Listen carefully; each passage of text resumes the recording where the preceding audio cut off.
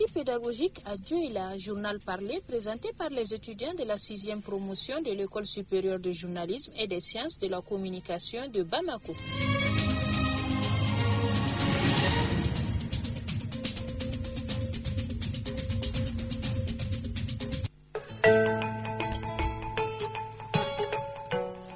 Il est 18h à Dioïla et environ. Vous êtes à l'écoute de la 89.1, la radio Baramata 2. Mesdames, Messieurs, bonsoir et bienvenue dans cette édition d'information. À la présentation, Ndeye Mariam Diop avec la complicité technique de Idrissa Kanté et Idrissa Mariko. Les titres dans un instant.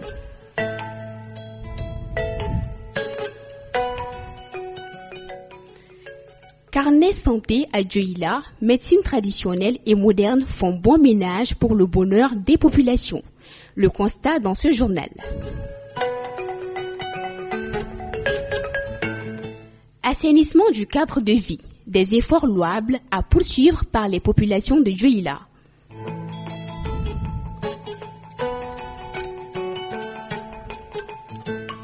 Légère hausse du prix du bétail dans le Banico, mais les consommateurs ont de la viande de qualité sur le marché.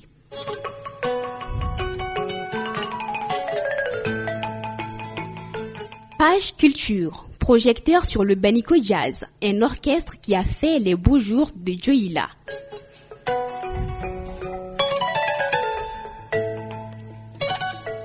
Sport, football, regard sur le parcours du Baoulé Club. Voilà pour le sommaire, le développement dans un instant. Nous ouvrons ce journal par une page nationale. Le nouveau Premier ministre est le général de division de gendarmerie Abdoulaye Maïga. Il était ministre d'État en charge de l'administration territoriale dans l'ancien gouvernement dissous hier.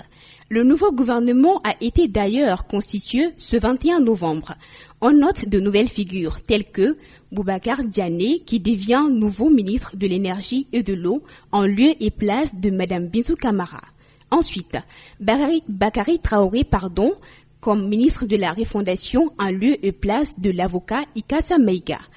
A rappelé que le Premier ministre garde le poste de l'administration territoriale et de la décentralisation, tout en étant assisté par un ministre délégué chargé des réformes politiques et du soutien au processus électoral, qui est M.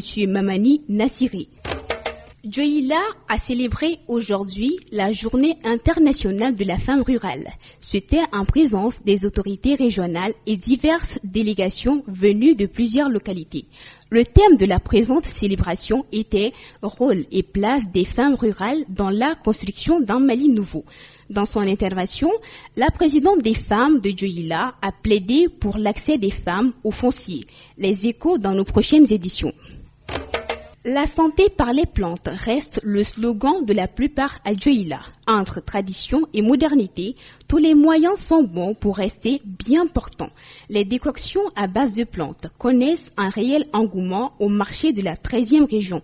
Plus de précisions avec notre reporter Awa Diaparou.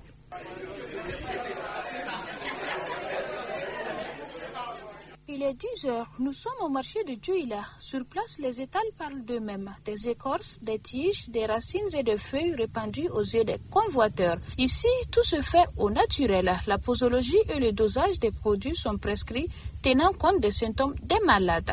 Les vendeurs sur place affirment une grande sollicitation de leurs services. Badagnon traduit praticien. Les gens nous sollicitent beaucoup pour le traitement du paludisme. Nous leur donnons le nécessaire qu'ils prennent à base des décoctions pour le traitement. Nous voulons que la médecine traditionnelle continue d'être valorisée afin qu'elle contribue davantage à combattre les maladies dans notre pays. Du traditionnel au moderne, le choix de la médecine traditionnelle est très souvent dû au manque de moyens financiers chez les malades. C'est ce que nous affirme Dr Soumeila Koumaré, directeur technique du CESCOM Central. Les pharmacies sont très sollicitées, mais quand même beaucoup font recours d'abord aux médicaments traditionnels avant de songer aux médicaments de la pharmacie. Donc le problème quand même, je crois que c'est lié à un problème de moyens et aussi des manques d'informations aussi.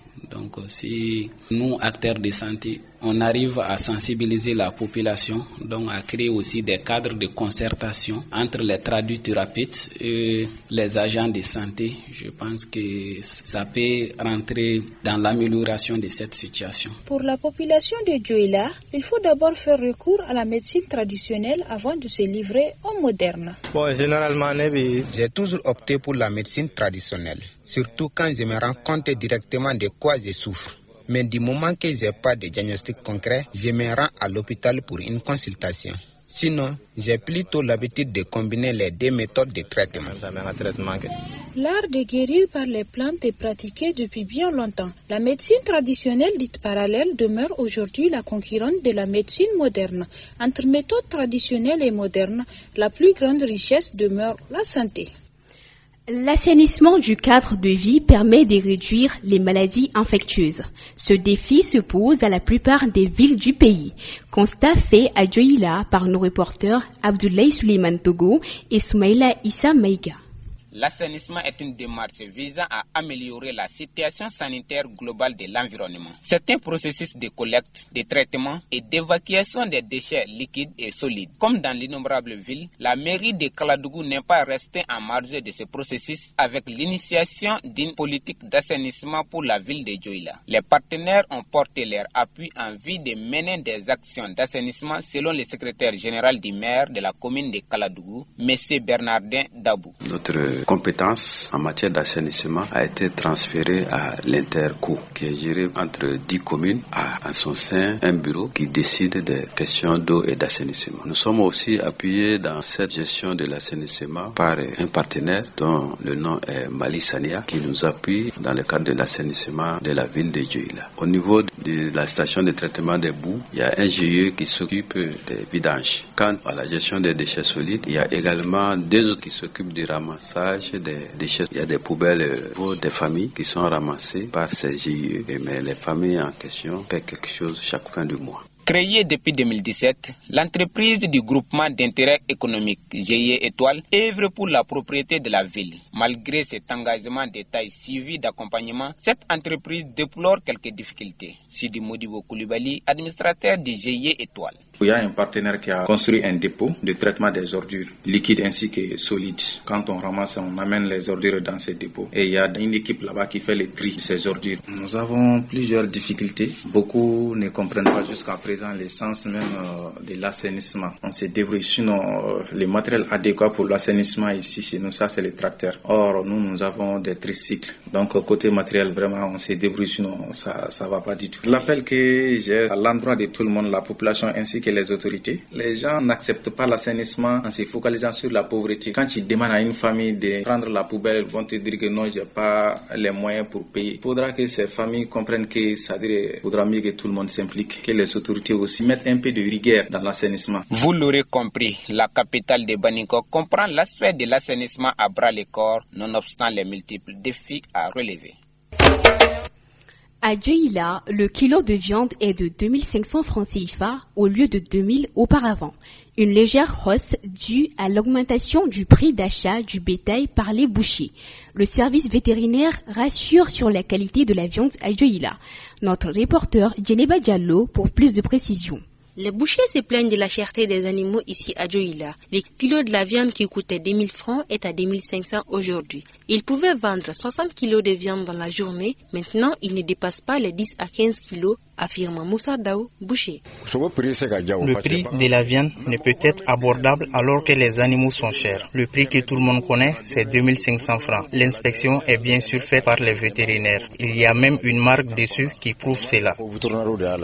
Tout comme les bouchers, ceux qui sont dans la restauration ne sont pas restés silencieux face à la situation. Mama Traoré, restauratrice. Le prix de la viande était à 2000 francs. Maintenant, nous la payons à 2500.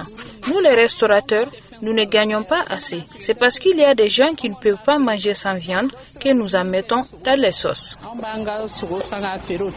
En plus du prix de la viande, nous nous sommes intéressés à son inspection.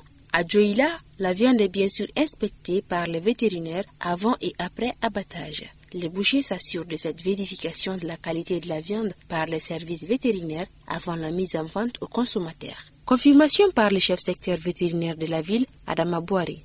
Oui, l'inspection se fait avant d'abattre les animaux. Il y a ce qu'on appelle l'inspection ante-mortem et l'inspection post-mortem. L'inspection ante-mortem, ça c'est l'inspection avant l'abattage des animaux. Chez nous, l'inspection se fait sur place. Les vétérinaires a l'œil sur les animaux et après, le deuxième, ça c'est l'inspection après l'abattage des animaux, ce qu'on appelle l'inspection post-mortem. Ça c'est l'inspection des viandes. Le but est d'offrir la viande saine à la population. Viande bien inspectée, prix à revoir selon les habitants, les consommateurs de Dioïla lancent un cri de cœur pour que les prix des animaux baissent afin que chacun puisse en profiter, les bouchers comme la clientèle. La région de Dioïla compte d'importants sites touristiques. Elle possède également un riche patrimoine folklorique, comme quoi la zone pourrait être une belle destination pour le tourisme culturel. Mais il y a un bémol.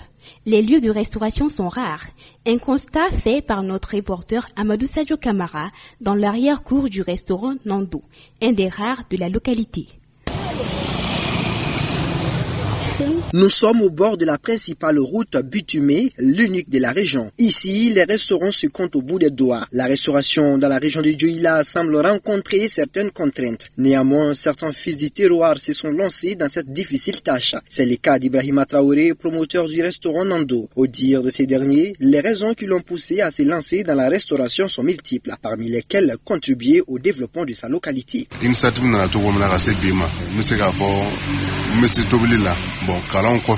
J'ai pris cette initiative parce que je sais cuisiner, donc j'ai saisi l'opportunité pour ne pas finir étant un jeune diplômé sans emploi. J'ai également compris qu'en mettant en place ce restaurant, j'allais contribuer au rayonnement de ma ville.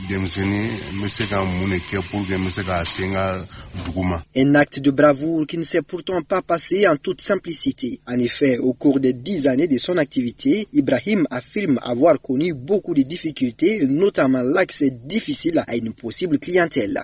Oui, bon, barani gelate ban parce que adaila wakati muna dumnugo ta fanfela fait gelaba. Chaque travail enregistre des difficultés. Au début de la clientèle se faisait rare parce que déjà les gens n'étaient pas habitués au style de plat qu'on préparait. Ensuite, les tarifs n'étaient pas à la portée de tous. Nous avons vraiment travaillé dur pour pouvoir imposer nos prix. Donc clientèle là est galère pour que moi ça me soit imposé. Quant au prix des plats, Soussou Diallo, membre du personnel, laisse entendre une fourchette qui varie de 500 francs, voire plus. Selon elle, tout dépend du budget des clients. Ici, les plats de riz commencent à partir de 500, 700 francs et plus. On prépare le petit déjeuner, le déjeuner et le dîner. Chaque prix varie en fonction du pouvoir d'achat du client. Le Banikor, par la voix de son fils, lance un appel à tous les décideurs ou même investisseurs pour venir appuyer la jeunesse dans ses projets de développement. C'est là pour une modernisation qui améliore le séjour des visiteurs. 30 ans durant, l'orchestre Le Baniko Jazz de Dioïla a émerveillé les mélomanes. Ce groupe emblématique, connu pour ses performances captivantes et son engagement de valorisation de la culture malienne, a animé les soirées dansantes et produit des concerts lors des semaines régionales.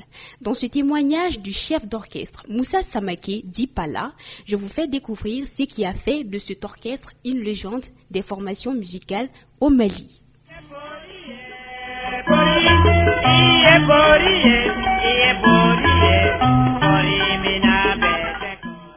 Ces refrains ont été témoins de moments de gaieté, d'amour et de pas de danse esquissés avec ferveur au clair de la lune. À travers leur composition envoûtante, le mythique orchestre Baniko Jazz de Dioïla aura marqué les plus belles saisons musicales du Mali, imprégnant chaque note d'une énergie unique et d'une profonde connexion avec les racines culturelles du pays. À Tripano-Bougou, le quartier le plus vaste de Baniko, nous retrouvons dans sa concession le chef d'orchestre du groupe, Moussa Samake, dit Pala. Entouré de ses petits-enfants, ce septuagénaire robuste, à la carnation ébène originaire de Djitoumou, tient comme un roc. Son regard perçant et nostalgique à la fois semble se perdre dans ses souvenirs lorsqu'il évoque Baniko Jazz.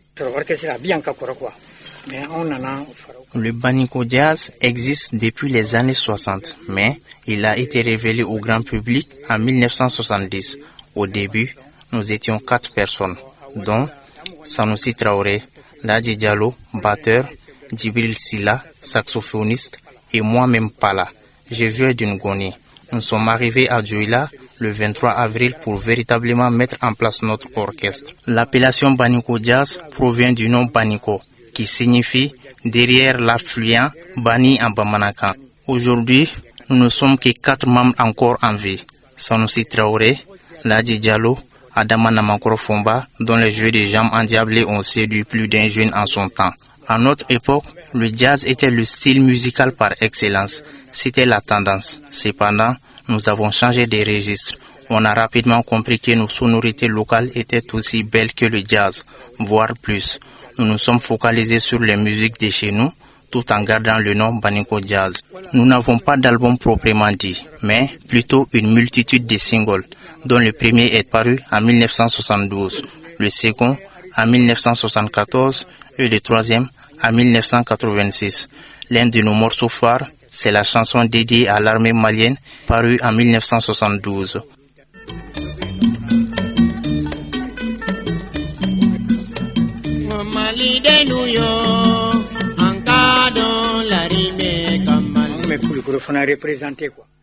Nous représentions Koulikoro lors des biennales artistiques régionales, également aux semaines culturelles que nous avons d'ailleurs remportées 7 fois successives.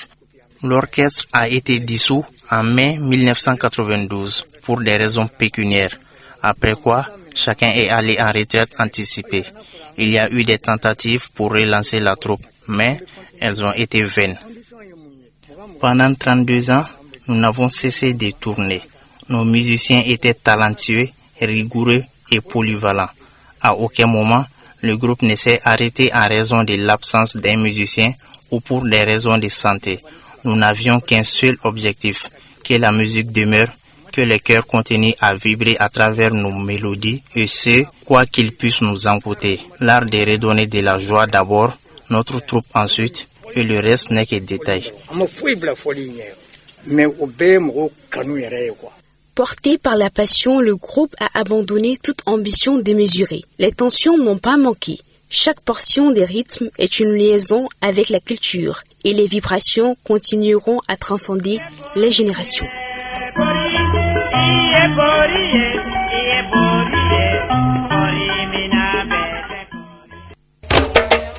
À présent, la page sport pour clore ce journal. Fondé dans les années 60, c'est-à-dire après l'accession du Mali à l'indépendance, le Baoulé Club de Djoila est l'équipe phare qui a fait les beaux jours de la pratique du football dans le Baniko. Le récit d'un parcours avec notre reporter Moussa Diarra.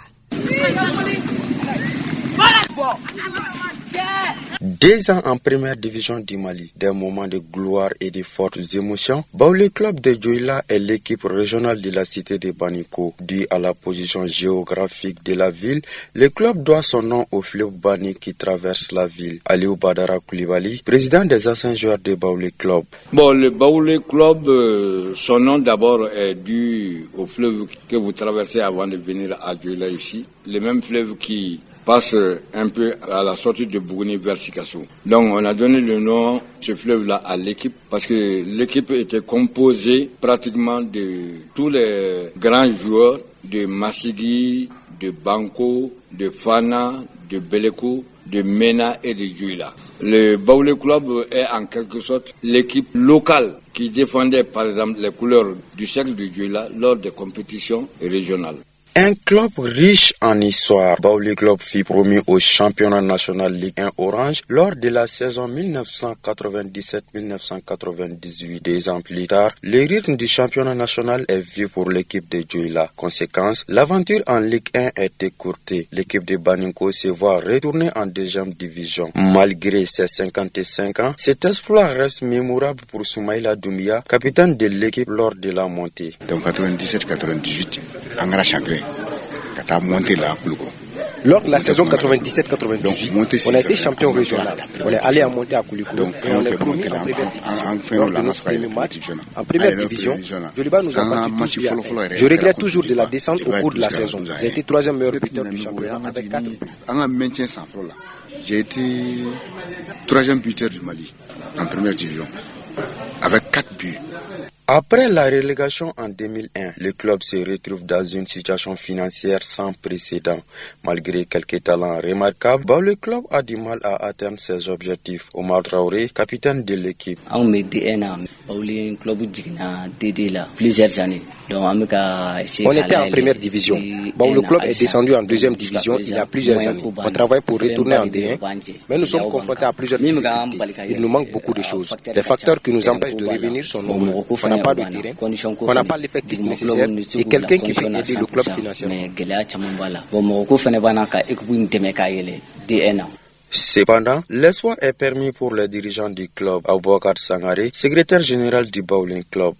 Dans l'avenir, c'est toujours ça. Le club de deuxième division, sa première ambition, c'est d'autres que se voir dans la première division. Donc, comme je vous ai dit, par rapport à l'organisation du championnat, on espère déceler des talents pour pouvoir vraiment essayer de mettre. On a commencé aussi à démarcher certaines personnes pour vraiment qu'ils puissent vraiment avoir un œil positif sur le club, pour que les choses puissent bouger et que les enfants parviennent. Parce qu'on commence à avoir aussi des petits contacts avec d'autres clubs de Bamako pour qu'on puisse avoir aussi des partenaires. Tant que ces clubs-là viennent aussi pour des matchs amicaux et que nous partons vers eux aussi pour des matchs amicaux, tout ça, ça va pousser les enfants vraiment à aimer le sport. Si le club était constitué des meilleurs talents des différentes communes de la région, le club semble être diminué dû au récent découpage administratif.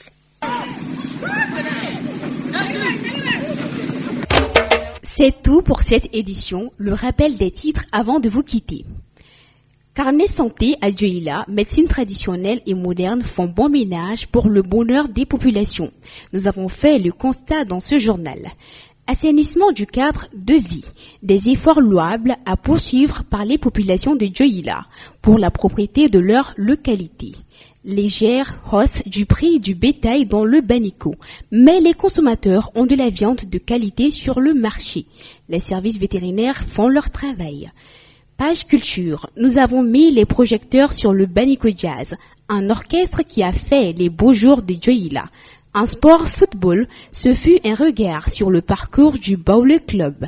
C'est tout pour ce journal de la 6e promotion en sortie pédagogique à Dioïla depuis dimanche. Présentation Ndeye Mariam Diop, partie technique assurée par Idrissa Kanté et Idrissa Mariko.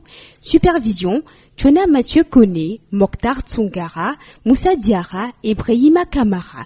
Merci de votre aimable attention. Rendez-vous demain sur la 89.1, la radio Baramata 2.